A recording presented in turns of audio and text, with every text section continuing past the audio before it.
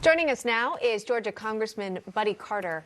Congressman, welcome to National Report. If I could get you to react to some breaking news we're just learning here. The Biden administration announcing the release of 1 million additional barrels of oil every day for the next 6 months. This coming from the Strategic Petroleum Reserves in an effort to ease gas prices, something many Americans are facing right now, those higher costs. Is this going to make a difference?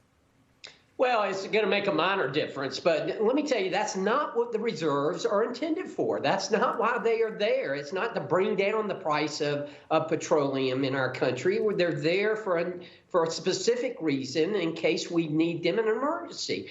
But any help that we can get, obviously, with the price of gas right now that's impacting Americans. I mean, you realize inflation is costing families $5,600 a year. I mean, people are missing 2 paychecks every year as a result of inflation. And what's so sad is that this could have been avoided and should have been avoided if it were not for Joe Biden and this administration's war on fossil fuels, war on energy independence. We wouldn't be in this mess right now that we're in. Sure. Is it going to help?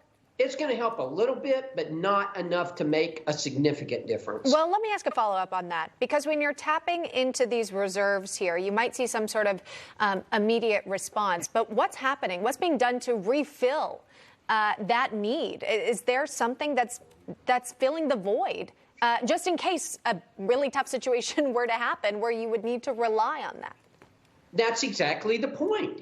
That's not what the reserves were intended for. If we needed them, and it really was an emergency where we needed them, then they're not going to be there, because right now we're not able to produce the oil that we need to be able to produce. Now, look, the companies are doing all they can do, but because of this war on energy independence, war on fossil fuels that the Biden administration undertook from day one, when they canceled the Keystone XL pipeline, when they're canceling permitting on federal lands, all of those things have added to the situation that we are in right now. It was unnecessary. It could have been prevented.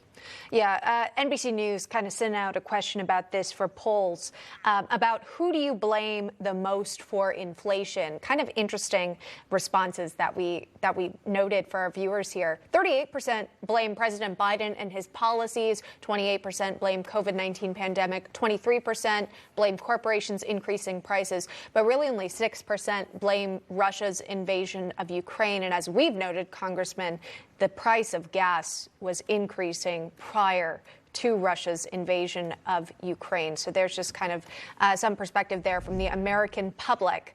And that's much different than what we've heard from the White House. Why do you think there's such a disconnect?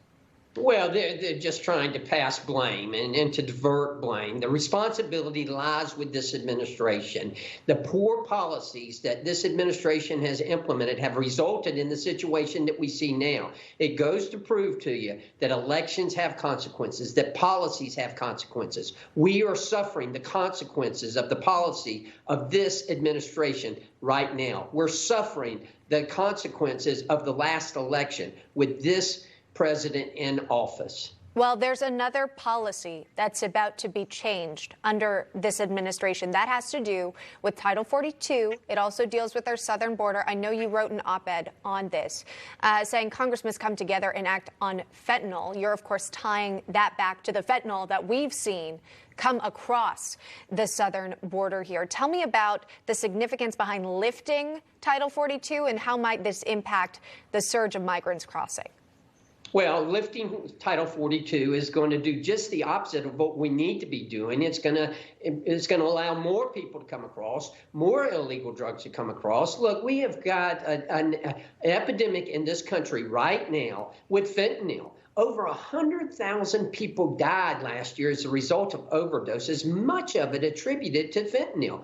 There's enough fentanyl coming across that border now, enough fentanyl in this country to kill every American over 8 times. That is just ridiculous. We have got to stop that. Everybody thinks about the southern border and they think about the 2 million people that have come across that border illegally, and they should think about that. However, it's much more than that. It's the fentanyl that is infesting our communities. I've seen it firsthand as a practicing pharmacist for over 30 years. I witnessed it. And let me tell you, the first time you go to a funeral of a young person as a result of a fentanyl overdose, it will change your perspective of this, and it'll change it quickly. Yeah, a drug crisis, a humanitarian crisis, child trafficking as well. There are a number of issues that are tied to what's playing out at our southern border as we speak. Congressman Buddy Carter, thank you, sir, for taking the time today.